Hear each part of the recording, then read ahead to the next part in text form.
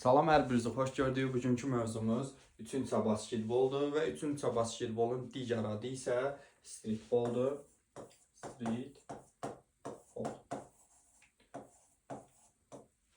Və streetball sözünün mənası da küçə topu mənasını verir. Street küçə, ball isə top deməkdir. Küçə topu mənasını verəcək 3-cə basketbol. Özü neçənci ildə yaranıb? 1980-cı ildə yaranmışdı Amerikada. Və bu idman növü 1980-cı ildə yaranmışsa da FIBA tərəfindən tanınmağa başlanılmışdı 2007-ci ildə. Və bu idman növünün dünya, Avropa çempionatı da var. İlk dəfə dünya çempionatı keçirilir 2012-ci ildə. Və burada kişilər arasında çempionat olub Serbiya. Qadınlar arasında isə ABŞ komandası çempion olmuştur. Avropa çempionatına gəldikdə isə Avropa çempionatı isə keçirilir 2014-cü ildə. Avropa çempionatı keçirilir 2014-cü ildə. Burada da ilk dəfə çempion olub kişilər arasında Rumıniya. Qadınlar arasında isə Rusiya komandası qalib olmuşdur. Rusiya komandası qalib olmuşdur. Dünya və Avropa çempionatı hər ikisi hər il keçiriləcəkdir. Və bu idman növü 2015-ci ildə də 1-ci Avropa oyunları Azərbaycanda keçirilmişdi və 1-ci Avropa oyunlarında da bu idman növü oynanılmışdır. 2017-ci ildə 4-cü İslam oyunları, İslam həmrəyliyi oyunları Azərbaycanda keçirilmişdi və burada da Azərbaycan komandası oyunların qalib olmuşdu. Kişilər arasında komandamız qızıl medal, qadınlar arasında komandamız da qızıl medal qazanılmışdır. 2021-ci ildə Türkiyənin Konya şəhərində 5-ci İslam həmrəyliyi oyunları keçirilmişdi. Düzdür, pandemiyaya görə 2022-ci ildə keçirilmişdi. Burada isə Azərbaycan komandası kişilər arasında gümüş medal, qadınlar arasında isə qızıl medal qazanmışdır. Və bu idman növü ilk dəfə Olimpiya oyunlarına qoşulub Tokyo 2020 yay Olimpiya oyunlarında çıxış eləmişdi ilk dəfə. Azərbaycan komandası isə 2024 Paris Olimpiya oyunlarında 3-3 basketbol idman növü üzrə çıxış eləmişdir. İllər haqqında bu qədər məlumat bəs eləyər. Gələr biz qaydalar haqqında məlumat verməyə. Bu idman növünün əsas və ehtiyat oyuncusu, ümumi heyəti 4 nəfər heyət olacaqdır. 4 nəfər.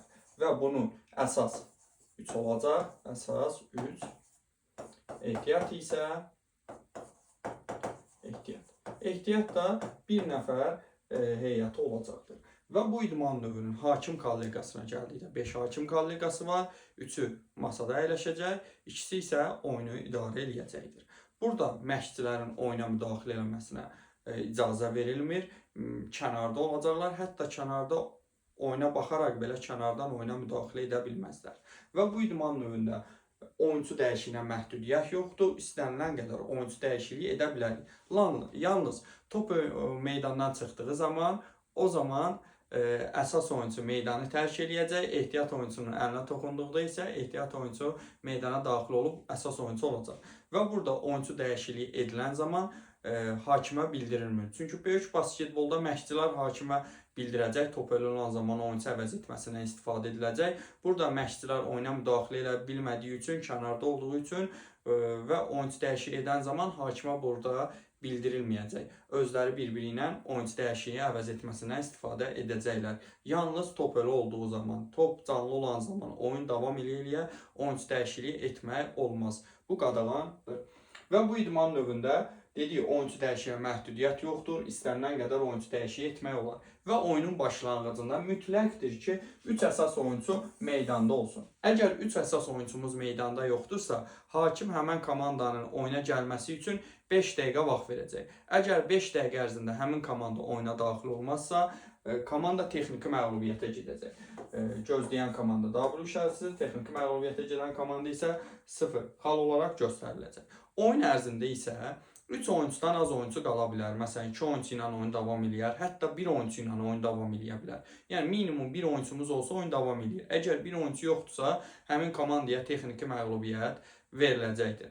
Və bir oyunçu ilə oyunda oynayırıqsa, bir oyunçumuz yoxdursa, texniki məğlubiyyətə gediriksə, o zaman 2-1 olaraq qiymətləndirəcək. Texniki məğlubiyyətə gedən 1 xal, digər komanda isə 2 xal veriləcək. Dediyi oyunçu dəyişikliyə məhdudiyyət yoxdur. İstənilən qədər oyunçu dəyişikliyi bu idman növündə edəcək hakimə deməli. İlk öncə gələk biz meydançamıza. Bu idman növündə meydançamızın, yəni yeganə idman növüdür ki, deyir, meydançanın eni, meydançanın eni uzunluğundan böyük olacaqdır. Yeganə idman növüdür. Meydançamızın eni böyük basketbolda olduğu kimi qalacaqdır. Eni olacaq 15 metr. Eni 15 metr olacaqdır. Uzunluğu isə 11 metr olacaqdır. Və xətlərimizin qalınlığı bu idman növündə də 5 sm-dir və meydan xarici sayılacaq böyük basketbolda olduğu kimi. Və gördüyümüz bu radius isə 6.75'lik xətti, altdan %75'lik xətt, üçlük xətt də deyirlər buna. Və cərimə atışı isə bu idman növündə də 5 metr 80 sm-dan icra ediləcək, 5 metr 80 sm. Eni isə bu formada 4 metr 90 sm olacaqdır. Və bunun xaricindən səbətə atılan toplar 6.75'lik xəttin xaricindən topu səbətə atırıqsa, uğurludursa 2 xaldır. Daxilindən top atırıqsa səbətə 1 xal olacaq uğurludursa. Hətta xətti tapdalayıb belə 6.75'lik xətti tapdalayıb topu səbətə ataramsa, bu da 1 xalla qiymətləndiriləcək və cərimə atışı da dediyi 5 metr 80 sm-lıqdan atılır. Bu top da səbətdən uğurlu yerinə keçərsə, 1 xalla qiymətləndiriləcək. Demək, səbətə atılan toplarımız 1 və 2 xalla qiymətləndirilir. 1 xal hansıları oldu? Xətti tapdalayıb, 6.75'lik xətti tapdalayıb atarıqsa, hətta 6.75'in daxilindən atarıqsa, səbətin altından belə atarıqsa, bu 1 xal olaraq qiymətləndirilir. 6.75'lik xəttin xaricindən istənilən nöqtədə topu səbətə ataraq, top səbətdən uğurlu keçərsə, 2 xalla qiymətləndiriləcəkdir. Dedik, cərimə atışımızda 1 xalla qiymətləndiriləcəkdir, top uğurlu səbətdən keçərsə. Və bu idman növündə ilk öncə gələk biz əsas hissəmizə. Oyunumuzun əsas hissəsi bir dövrə, yəni bir perioddan ibarət olacaq. Bir dövrə oynayacaq. 10 dəqiqə. Yəni əsas hissəmiz neçə dəqiqə olacaq? 10 dəqiqə. 10 dəqiqə. 10 dəqiqə vaxtından tez bitə bilər. Məsələn, 7-ci dəqiqədə, 6-cı, 5-ci, 8-ci dəqiqədə bitə bilər. Bu zaman isə bir komanda 21 xal toplasa, nə edəcək? Oyun vaxtından tez bitəcək.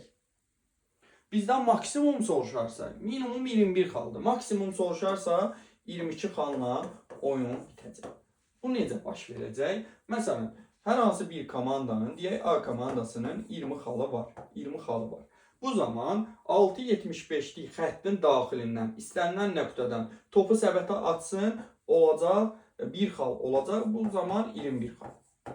21 xalla onun oyun bitdi. 10 dəqiqə sonra kimi oynanılmır. Yox, əgər deyək B komandasının 20 xalı varsa, B komandasının bu zamanı isə məsələn B komandasının 20 xalı var. Bu zamanı isə B komandasının oyuncuları 6.75'lik xəttin xaricindən topu səbətə atırlar. Bu zaman isə neçə xal olacaq?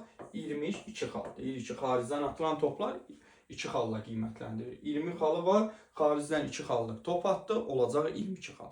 Demək, bu idman növü əsas hissədə maksimum soruşarsa 22 xalla bitəcək oyunumuz.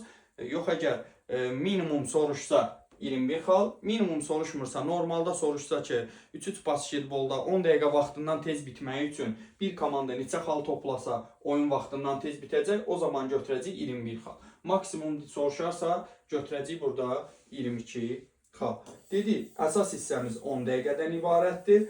Əgər 10 dəqiqəmiz bitirsə, hesab deyək, maksimum xalla bitdi. 10 dəqiqə. Deyək, A komandası 20 xal, B komandası da 20 xal. Maksimum xalla oyunumuz bitir. Yəni 10 dəqiqə vaxtı bitdi. Siqnalı çalındı. Bu zaman mütləqdir ki, burada qalib müəyyən edilsin. Heç oyun bitə bilməz. Qalibi müəyyən etməkdən ötürü bu idman növündə 1 dəqiqə fasilədən sonra müddətsiz overtime açılır. Yəni vaxtsız oynanılır. Amma bunun da şərti var. Burada isə biz deyəcəyik, ilk 2 xalı qazanan oyunun qalibidir. İlk 2 xalı qazanan oyunun qalibi sayılacaq. Bəzi yoldaşlarda çaşqınlıq yaradır. 2 xal fərqi deyir bitəcək. 2 xal fərqi yarananda yox. O bitir voleybol idman növündə, badminton idman növündə, hətta badmintonda da sonsuz getmir 2 xal fərqi yaranmağa. Voleybol idmanının növünü götürək. Hə, orada məsələn hesab 24-24 isə 2 xal fərqi yaranacaq. 25-25 isə 2 xal fərqi yaranmalıdır ki, oyun bitsin. Amma bu idman növündə elə olmur. İlk 2 xalı qazanan, hər hansı komanda ilk 2 xalı qazanırsa, oyunun qalibi hesab ediləcək. 1 dəqiqədən sonra vaxtsız oynanılır, müddətsiz overtime. Orada da dedik, ilk 2 xalı qazanan oyunun qalibidir. Biz dedik ki, maksimum xalla getmişik. A komandası 20, B komandası da 20 xal. Maksimum xallarla gediriksə, bu zaman isə dedik, ilk 2 xalı qazanan oyunun qalibidir. Məsələn, A komandasının oyuncusu 6.75-in daxilindən bir xallıq atırsa, bu zaman olur 21 xal. 21 xalla bitə bilməz. 20-21-dən oyun bitmir. İlk 2 xal demişik burada, amma ilk 1 xal qazanır. Bu zaman isə deyək, yenə 1 xallıq daxildən atdı. Olacaq neçə xal? 22 xal. 22 xal və ilk 2 xalın A komandasının oyuncusu qazanıbsa, bu zaman oyunun qalibi hesab ediləcək. Burada isə götürürük biz minimum 22 xal, minimum 22 xal. 22 xal. Minimum 22 xalla bildiyi oyun bitdi. Yox əgər burada deyək, A komandasının oyuncusu 20 xalı var. 1 xallıq yenə daxildən atır, oldu 21. Bu zaman isə 6.75'lik xəttin xaricindən topu zəbətə atdı. Olacaq 21 xal, 2 xallıq da atır. Bu zaman olur A komandasının neçə xalı? 23 xalı. 23 xalla da oyunu bitirə bilər. Demək, bizdən soruşsa minimum overtime-a gedəriksə 22 xal, maksimum soruşarsa maksimum. Bu zaman götürəcəyik 23 xal. Dediyi necə olur 23 xalda. Bunun başqa variantında deyək. Məsələn, A komandasının 20 xalı var. Elə bir vəziyyət yaranır ki, overtime-a gedəndə xaricdən top atır 2 xallıq. Olur 22 xal. Yəni ilk 2 xalın qazandı, oyunun qalibi sayılacaq. Demək, minimum oyun bitəcək 22 xal overtime-da, maksimum isə 23 xalla bitəcək. Düzdür, burada belə bir suallar da yaranır hətta. Müdavimlər mənə sual verir. A komandası və B komandası deyək oynayır. Hər ikisinin 20 xallıq oyun gedib overtime-a. Bu zaman A komandası 1 xallıq atış atırsa 20-21 bitmir. Elə bir vəziyyət olur ki, B komandası da 1 xallıq atır. Olur 21-21. Burada yenidən deyək, məsələn, A komandasının oyuncusu 1 xallıq atırsa 22 xal. Və A komandası oyunun qalibidir. Biz dedik ki, ilk 2 xalı qazanan, 2 xal fərqi yaranmamalıdır. İlk 2 xal kimdə, hansı komandanın oyuncusu qazandı? A komandasının oyuncusu. Baxın, ilk 2 xalın qazanıb. Oyunun qalibidir. Düzdür, burada bu 21'dir, bu komanda 22'dir, aralarında 1 xal fərqi var. Olsun. Amma ilk 2 xalı kim qazanıb? A komandasının oyuncusu. O zaman oyunun qalibi kim olacaq? A komandasının oyuncuları qalib olacaqdır. Demək, overtime-a gedərsə 1 dəqiqə fasilədən sonra gedəcəklər. Bu zaman isə maksimum xalla əgər 20-20 ilə getmişiksə, desələr ki, overtime-da maksimum neçə xalla oyun bitmiş olacaq? 23 xal. Yox, əgər minimum soruşarsa 22 xalla oyun bitmiş olacaqdır. Və burada da dedik ki, ilk 2 xalı qazanan oyunun qalibi sayılacaqdır. 10 dəqiqədə bir time-out olur. Time-out'un vaxtı isə 30 saniyə olacaqdır. Bir time-out oldu. Vaxtı isə 30 saniyədən ibarətdir. Əgər hər hansı komanda bir time-out'u əsas hissədə istifadə edilmirsə, oyun overtime-a gedərsə, o zaman 30 saniyə nə edə bilərik? Keçirdib overtime-da istifadə edə bilərik. Keçirdib istifadə ediləcək. Yox, əgər əsas hissədə 30 saniyəlik time-out istifadə edilibsə, overtime-a time-out verilmir. Əgər təkrar olaraq deyirəm, əsas hissədə 30 saniyəlik time-out istifadə eləmiriksə, o zaman overtime olarsa keçirdib istifadə ediləcək. Yox, əgər əsas hissədə 30 saniyəlik overtime istifadə edilibsə, time-out daha doğrusu istifadə edilibsə, nə edəcək? Overtime-da keçirdib istifadə edə bilmərik. Və oyunun başlanğıcı necə olur? Burada oyunun başlanğıcı püşk atma keçirilir. püşkü qazanan komanda belə deyək, oyunu başlamış olacaq. Yəni pozisyon haqqını seçir. Deyək, mən püşkü qazandım. Əsas hissədə pozisyon haqqın, başlamaq haqqını mən seçirəmsə, oyun overtime-a gedərsə, o zaman digər komanda pozisyon haqqını seçəcəkdir. Yox, əgər əsas hissədə püşk atmanı qazanmışamsa, pozisyon haqqın, başlamaq haqqın mən seçmirəmsə, rəqibi ötürürəmsə, estafeti rəqib seçəcək.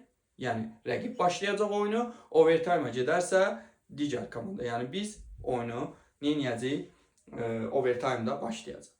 Oyunun başlanğıcı demək bir dəfə püşk atma atılır. Yəni overtime-a gedəndə püşk atılmır. Deyək, əsas hissədə A başlayıbsa, pozisyon haqqın, overtime-da kim başlayacaq? B komandası oyuna başlayacaqdır. Dedik ki, burada idman növündə də oyuncu dəyişiyinə məhdudiyyət yoxdur. İstənilən qədər oyuncu dəyişikliyi edə bilərik. Və burada gələk, püşk atma oldusa, püşk atmadan sonra değerli yoldaşlar, oyun burada, məsələn, böyük basketbolda deyirik, hava atışı ilə başlayır. Amma bu idman növündə hava atışı olmayacaq. Püşk atmadan püşk atıldı, püşk atmadan sonra necə oyun davam edəcək? Bu zaman cekbal atışı ilə oyun başlayacaq. Cekbal atışı. Cekbal atışı da burada bu formada atılacaq değerli yoldaşlar. Gördüğümüz kimi 6,75'lik xətti və 6,75'lik xəttin mərkəzindən oyun başlayacaq. Düzdür, burada püşk atmanı sarı olan komandalar, forması olan komandalar udub, digər komanda isə, yaşıl olan komanda isə püşk atmanı uduzmuşdur. Yaşıl olan komanda oyunu başlamır değerli yoldaşlar. Yaşıl olan komandanın oyuncusu topu cekbal atışı ilə sarı olan komandanın oyuncusuna atacaq. Bu zaman oyun nə edəcək? Davam eləyəcəkdir. Yəni cekbal atışı bu formada olacaq. Yaşıl köynəkli, yəni püşkü uduzan komanda, püşkü udan komandaya cekbal atışı eləyir və cekbal atışı atılan zamanda aralarında minimum 1 metr məsafə olacaqdır. Demək, oyunun başlanğıcında püşk atıldı. Püşk atmadan sonra püşkü uduzan komanda cekbal atışı ilə püşkü udan komandaya cekbal atışı edəcək və püşkü udan komanda nə edəcək? Oyuna başlayacaq. Və oyunumuz da təmiz vaxtıdır. Top meydandan çıxarsa, cərmə atışları olarsa, bu zaman vaxt dayanacaqdır. Cekbal atışı atılan zamanda aralarında minimum məsafə 1 metr olacaqdır. Və cekbal atışından da ilk öncə baxırıq, hakim burada durur. Hakim topu atır bu komandanın oyuncusuna və bu komandanın oyuncusu da cekbal atışı ilə oynatacaq hücuma keçən komandaya. Və hücuma keçən komanda üçün də sual düşərsə neçə saniyə vaxt verilir? 12 saniyə vaxt veriləcəkdir. 12 saniyə bu idman növündə hücuma verilən, hücuma keçən komandaya vaxt veriləcəkdir değerli yoldaşlar. Düzdür, burada mən sizə lövhəmizdən, səbətimizdən məlumat verim. Böyük basketbolda olduğu kimidir bu idman növündədir. Məsələn, bir də təkrar olaraq deyə bilərəm sizə, 3-3 basketbolda da döşəmədən səbətə qədər məsafəni soruşarsa 3 metr 5 sant olacaqdır. Əgər lövhəyə qədər məsafə soruşularsa, səbətə qədər bura kimidir. 3 metr 5. Lövhəyə qədər məsafə soruşarsa 2 metr 90 sant olacaqdır. Və səbət lövhə qarşı meydançaya 1 metr 20 santimetr daxil olacaqdır. Böyük basketbolda olduğu kimidir. Gördüyümüz bu lövhənin uzunu və eni, uzunluğu 1 metr 80 santıdır. Eni isə 1 metr 5 santı olacaqdır. İçindəki isə kvadrat 59 santimetrin 45 santimetrə olacaqdır. Və səbətin dairə boyu diametri, səbətin dairə boyu diametri 45 santimetrdir. Böyük basketbolda olduğu kimi torun uzunluğu isə minimum 40, maksimum 45 santimetr aralığında olmalıdır. Bu isə bizim olduğu lövhəmiz və səbətimiz. Və bu idman növündə deyək, hücumda olan komanda, hücumda olan komanda üçün dediyim neçə saniyə vaxt açılacaq? 12 saniyə vaxt açılacaq. Hücumda olan komanda top atır səbətə. Hücumda olan komanda top atdı səbətə.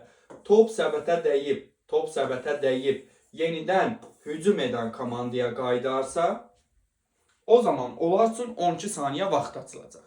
Yox, əgər hücumda olan komanda top atır səbətə, top səbətə yox, lövhəyə dəyib yenidən hücum edənə qayıdarsa, o zaman qaldığı saniyədən oyun davam edəcək. Məsələn, 7-ci saniyədirsə 7-dən, 6-dırsa 6-dan, 5-dirsə 5-dən, 4-dirsə 4-dən və s. Qaldığı saniyədən davam edəcəkdir. Yox, əgər hücumda olan komanda topu səbətə atır, hücumda olan komanda topu atdı səbətə, top səbətə dəyib müdafiə olunana qayıdarsa, bu zaman müdafiə olunan komanda 6%75'lik xəttin daxilindən yenidən topu səbətə atmağa icazə verilmir. Bu hal baş verərsə qayda pozuntusudur. O zaman onlar müdafiə olunan komanda çıxır topu, çıxardılar topu 6%75'lik xəttin xaricinə, yenidən hücuma keçəcəklər. Və yaxud hücum edən komanda 6%75'lik xəttin daxilində topu dirbillik eləyən zaman müdafiə olunan komanda onların əlindən topu alarsa, səbətə ata bilməz. Çıxartmalıdırlar topu 6.75'lik xəttin xaricinə, yenidən hücuma keçməlidirlər. Və yaxud hücumda olan komanda topu atır səbətə, top səbətdən, əgər hücumda olan komanda topu atdı səbətə, top səbətdən keçirsə, hücumda olan komanda yenidən gedib topu götürə bilməz. Ona hansı komanda götürməlidir? Müdafiə olunan komanda. Və müdafiə olunan komanda topu götürübsə, çıxartmalıdırlar topu 6%75'lik xəttin xaricinə, yenidən hücumu qurmalıdırlar. Burada top yan xəttdən, arxa xəttdən çıxarsa, məsələn, topumuz arxa xəttlərdən, yan xəttlərdən çıxarsa, bu zaman isə top yenidən böyük basketbol kimi deyil, yan xəttdən, arxa xəttdən hakim göstərdiyi yerdən başlayacaq. Burada 6%75'lik xəttin mərkəzinə gəlirlər və cekbal atışı başlayacaq. Məsələn, deyək, topu yaşıl köynəkli komandanın oyuncuları arxa xəttdən və yaxud yan xəttdən və yaxud çıxardır. O zaman yaşıl köynəkli oyuncular nə edəcək? Cekbal atışı atacaqlar sarı köynəkliyə və sarı köynəkli komandanın oyuncuları da hücuma keçəcəklər. Təkrar olaraq da deyim, hücuma neçə saniyə vaxt verildi? 12 saniyə vaxt veriləcək və cekbal atışı atılan zaman aralarında minimum neçə metr məsafə olacaq? 1 metr məsafə olacaqdır. Və burada komandanın qayda pozma limiti var. Komandanın qayda pozma limiti böyük basketboldan fərqlidir. Məsələn, böyük basketbolda komandanın qayda pozma limiti 4'dür. Bu idman növündə isə komandanın qayda pozma limiti 6 olacaqdır. Oyuncunun fərdi foulu yoxdur. Böyük basketbolda oyuncunun fərdi foulu var. 5 fərdi foul etdim, limitim doldu, oyundan diskalifiyə ediləcəm. Həm böyük basketbolda idmançı fərdi foul elədəndə, fərdi foul bilməyərəkdən edəndə qayda pozuntusu həm öz üzərinə yazılırdı, həm komandanın üzərinə. Burada isə öz üzərinə yazılmayacaq, komandanın üzərinə yazılacaqdır. Komanda 6 foul eləyərsə, komanda 6 foul etsə, komanda 6 foul etdi, limit doldu. Və 7-8-9 olarsa, 7-8-9 rəqib 2 cərimə atışı atılacaq. Dedik ki, cərimə atışı 5 metr 80 santimetrdən atılacaq. Demək, komandanın qayda pozma limiti oldu 6. 7-8-9 olarsa, rəqib komanda nə edəcək? 2 cərimə atışı atacaqdır. Baxaq cərimə atışlarına da, cərimə atışı da bu formada atılacaqdır. 5 metr 80 santimetrdən cərimə atışı atılacaqdır. Komandanın qayda pozma limiti, təkrar olaraq deyim, 6'dır. Komanda 6. 7-8-9 olarsa 2 cərimə atışı, 2 cərimə atışı. Cərimə atışı atılır və topa yiyələnmə yoxdur burada. Sadəcə 2 cərimə atışımızı atırıq, rəqib komanda nə edəcək? Topu götürəcək, oyuna başlayacaq. Yox, əgər komanda qayda pozma limiti 10 və daha çox olarsa, o zaman digər komanda 2 cərimə atışı atacaq, 2 cərimə atışı. 2 cərimə atışı atdıqdan sonra da plus topa yiyələnəcəklər. Topa yiyələnəcəklər. Topa da yiyələnəcəklər. 7-8-9 ilə 10 və daha çoxun fərqi nə oldu? Hər ikisində 2 cərimə atışıdır. 7-8-9'da topa yiyələnmə yoxdur. 10 və daha çox qayda pozuntusu komanda edərsə, rəqib komanda 2 cərimə atışı atacaq və topa da yiyələnmə haqqına sahib olacaqdılar. Və bu idman növündə texniki foul var. Böyük basketbolda deyirik ki, idmançı 2 texniki foul eləsə, oyundan diskalifiyə ediləcək. Bu idman növündə isə idmançı texniki foul edəndə oyundan diskalifiyə edilmir. Texniki foul da dedik təmassız fouldur. Oyundan kənar davranışına görə oyunçulara və məşqçiyə tətbiq edilən cəza növüdür. Və idmançı burada texniki foul eləyəndə oyundan diskalifiyə edilmir. Rəqib komanda sadəcə gəlib 2 cərimə atış atır. Texniki foul etdi hər hansı komanda. Rəqib komanda nə edəcək? Üzr istəyirəm. 1 cərimə atış atacaq. 2 yox, 1 cərimə atış atır. Məsələn, bu komanda deyək texniki, məsələn, yaşıl köynəklə texniki foul edir. Sarı köynəklə nə edəcək? Gəlib topu səbətə atacaqlar. Neçə cərimə atışı atacaqlar? 1 cərimə atışı. Bir də bu texniki foul elədi ki, texniki foulda məsələn hücum edən komanda texniki foul edib. Bu zaman müdafiə olunan komanda texniki foul edir, atır səbətə və top müdafiə olunan komandada qalacaq. Və müdafiə olunan komanda üçün də neçə saniyə vaxt veriləcək? 12 saniyə. Əgər hücumda olan komanda üçün müdafiə olunan komanda texniki foul edibsə, oyun dayanır. Hücumda olan komanda topu səbət atır və top həmin komandada qalır. Oyun isə qaldığı saniyədən davam edəcək. Düzdür, böyük basketbolda texniki foul müdafiə olunan komandada qalır. Amma 3-3 basketbolda texniki foulu kim atırsa top həmin komandada qalır. Hücum edən komanda atırsa texniki foul oyun qaldığı saniyəsindən davam edəcək. Müdafiə olunan komanda texniki foul edirsə top həmin komandada qaldığı üçün də yenidən onlar üçün hücum vaxtı açılacaq 12 saniyə. Qeyri-idman foulu var bu idman növündə. İdmançı burada amma 2 qeyri-idman foul edərsə, 2 qeyri-idman foulu etdi idmançı, oyundan diskalifiyə ediləcəkdir. 2 qeyri-idman foul edib diskalifiyə edildi.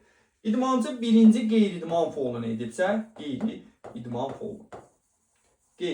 foulu etdi. Rəqib komanda birincidirsə, rəqib 2 cərimə atışı atacaq və topa sahiblənməyəcək. Böyük basketbolda hər ikisində sahiblənir.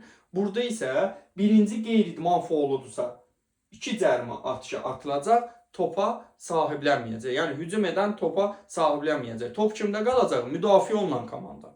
Əgər komandanın oyuncusu ikinci qeyri-idman foulunu edirsə, ikinci qeyri-idman foulunu etdi. Rəqib komanda 2 cərimə atışı atacaq. Yəni hücum edən komanda 2 cərimə atışını atdı.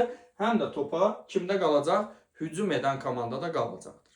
Birinci qeyri-idman foulunda top müdafiə olunan komandada qalır. İkinci qeyri-idman foulu edərsə hər hansı bir komanda rəqib 2 cərimə atışını atacaq, həm də topa sahiblənəcəklər. Yəni top kimdə qalacaq? Hücum edən komandada qalacaqdır. Və bu idman növündə idmançı əgər qeyri-idman foulu edərsə, bu foul komandası üçün 2 foul olaraq yazılır. Məsələn,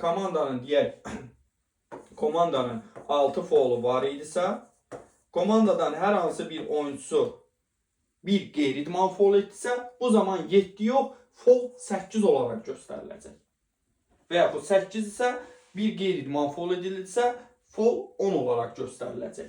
10 olanda da dedik ki, rəqib 2 cərimə atış atır, plus topa da sahiblənəcək. Və bu idman növündə qeyri-idman foulu da bilərəkdən edilən qayda pozuntusudur. Diskalifiyə foulu da amansızcasına rəqibinə qarşı oynayarsa, bu zaman isə idmançı bir diskalifiyə foul alarsa, diskalifiyə foul aldım və oyundan diskalifiyə ediləcəm. Rəqib komanda isə 2 cərimə atış atacaq. Cərimə atışı. Rəqib komanda 2 cərimə atışı atır və topa sahiblənir. Burada diskalifiyə foulunda topa hansı komanda sahiblənəcək? Hücum edən komanda, yəni hücumdadır, topu səbətə atır, həm də nə edəcək? Topa sahiblənəcək. Qeyri-idman foulu, diskalifiyə foullarında isə gəlib oyun hardan başlayır? Cekbal atışı ilə oyun davam edəcək. Yəni rəqib komanda topu səbətə atan komanda var. 2 cərimə atışını atdı və həmin komanda üçün nə edəcək? Gəlib cekbal atışı atacaq və oyun başlayacaqdır, davam edəcəkdir. Diskalifiyə foulu da yenə qeyri-idman foulu olduğu üçün komandanın 2 foul olaraq nə edəcək? Belə deyək də, fouluna yazılacaq. Məsələn, komandanın qayda pozma limiti 7-dir. digər komanda, deyək həmin komanda bir diskvalifiya faulu etdi. 7-si avtomatik neçə olacaq? 9 və digər komanda gəlib 2 cərimə atış atacaq və topa da sahiblənəcək. Diskvalifiya faulundan da top hardan başlayacaq? Qeyri-idman faulu, diskvalifiya faulu. Oyun hardan başlayacaq? Cekbal atışı ilə. Və bu idman növündə dedik ki, səbətə atılan toplarımız neçə xalla qiymətləndirilir? 1 və 2 xalla. Deyək, hər hansı bir komanda A komandası topu 6,75'lik xəttin xaricindən səbət atan zaman B komandasının oyuncusu ona qarşı basket foul eləyir. Bu zaman top səbətdən keçirsə 2 xal plus 1 cərimə atışı. Nəyə görə? Rəqib ona qarşı cərimə atışı. Rəqib ona qarşı nə etmişdi? Basket foul eləmişdi. Əgər top səbətdən keçməzsə 2 cərimə atışı atılacaq. 2 cərimə atışı atılacaq.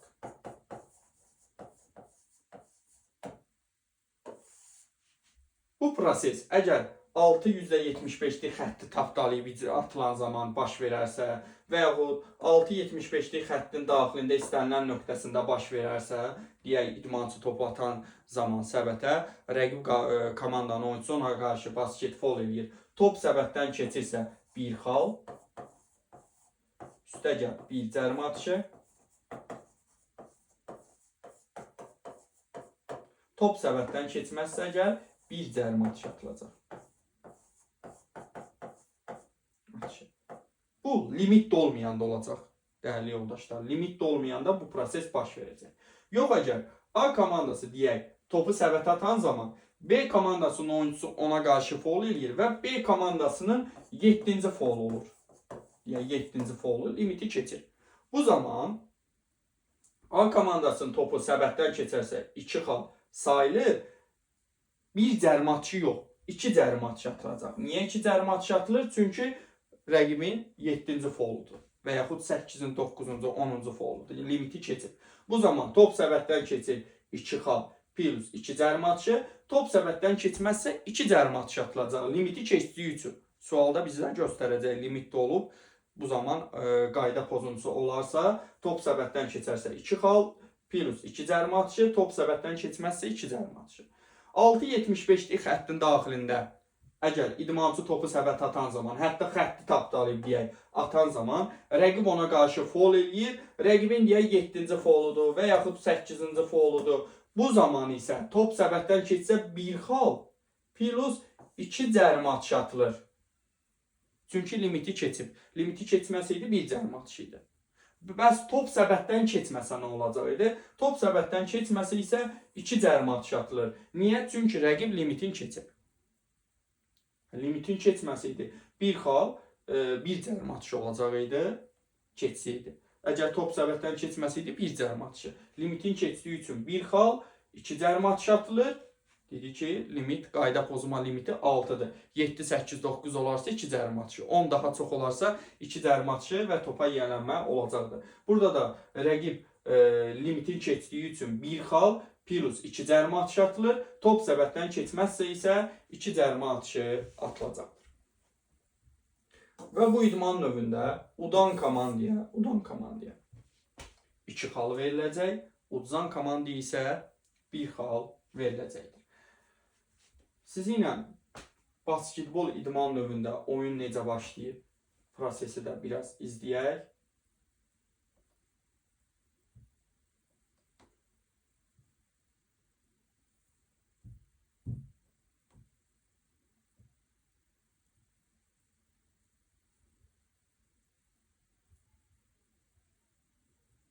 Burada deyil.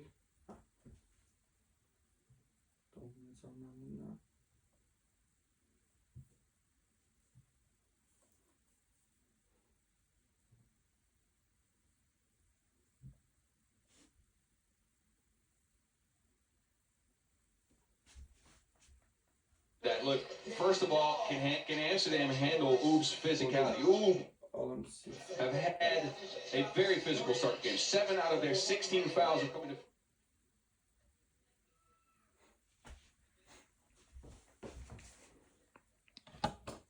Tam görsənir, əla.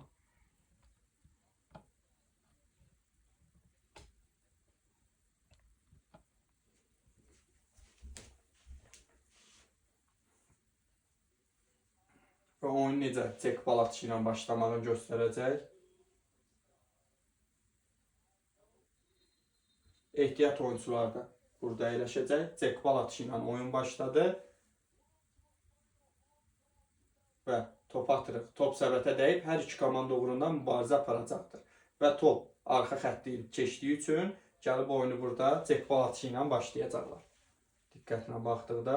Çünki top arxa xəttdən çıxıb və hakim top atacaq. Qara köynəkdən çıxdığı üçün qara köynək sarı köynəyə cek bal atışı atdı və oyun davam edəcək bu formada. Və yenə qayda pozuntusu oldu burada. Burada bir dənə atlayaq.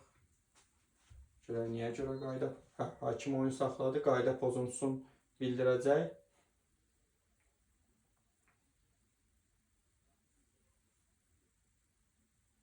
Yenidən oyun davam edəcək. Hücumda sarı köynək. Topu qara köynək götürübsə, yenidən sarı köynəkdən çıxdı və yenə oyun cek bal atışı ilə davam edəcək. Çünki top arxa xəttdən çıxır və cek bal atışı da dedik ki, 6,75'lik xəttin mərkəzindən başlayır və çıxdı. Yenidən başlayacaqlar. Gördüyümüz kimi cek bal atışı oldu. Yenə qayda pozuntusu oldu burada. Baxdıqda ona toxunub, fizik təmas edib. Düzdür, bu bilmərəkdən edilən qayda pozuntusudur. Bilərəkdən olsaydı qeyri-idman faul atılardı. Hərəsinin bir qayda pozma, birinin olduğu 2 qayda pozma limiti. Qayda pozma limiti də 6, 7, 8, 9 olarsa və daha çox olarsa 2 cərimə atışı atılacaq. Hücumdadır, top səbətdə dəydi və yenidən sarı köynək götürüb neyə bilər? Ata bilər. Amma rəqib götürəcəkdirsə mütləqdir ki, çıxartmalıdır topu 6,75'lik xəttin xaricinə yenidən elə hücuma keçirilməlidir. Və burada sarı köynək topu çıxartdığı üçün cek bal atışı atıldı. Hər iki komanda uğrunda mübarizə aparardı. Burada da qayda pozuntusu oldu. Və bu idman növü bu formada davam eləyəcək dəyərli yoldaşlar.